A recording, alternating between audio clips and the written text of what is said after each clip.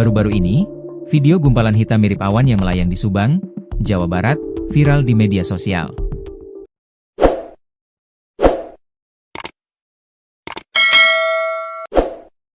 Kapolsek Patok Beusi, Kompol Anton Indra Gunawa, mengatakan, fenomena busa hitam misterius yang sempat berterbangan dan jatuh di Kampung Kondang, Desa Tanjung Rasa, Kecamatan Patok Beusi, berasal dari sebuah pabrik di wilayah Kabupaten Karawang.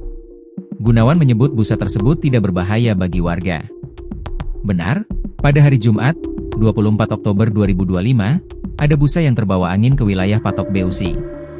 Kami sudah mengecek dan busa itu berasal dari salah satu perusahaan di Karawang, kata Anton saat dihubungi, Kamis, 30 Oktober 2025. Kejadian itu, kata Anton, terjadi bersamaan dengan hujan deras dan angin kencang yang mendorong busa naik ke udara. Akibatnya, busa berpindah dari Karawang hingga ke wilayah Subang.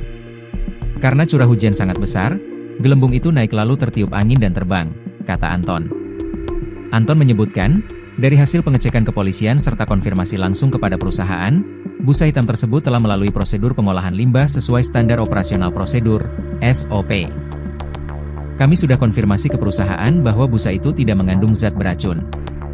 SOP pengolahan limbah sudah berjalan, kata Anton.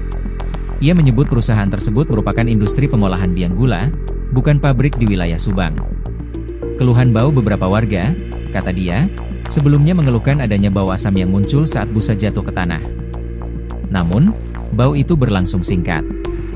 Menurut warga, memang ada bau saat kejadian, tetapi setelah terkena air, hilang dan tidak tercium lagi, kata Anton. Saat mengecek ke lokasi kejadian, kata Anton, keberadaan busa tidak berdampak pada lingkungan perairan, misalnya, tidak menimbulkan kematian pada ikan. Jadi, dipastikan tidak menimbulkan dampak berbahaya, ujar Anton.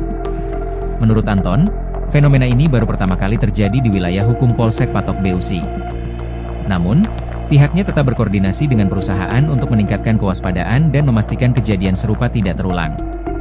Kami sudah meminta perusahaan untuk lebih memperhatikan supaya tidak ada lagi busa yang sampai ke permukiman, kata Anton.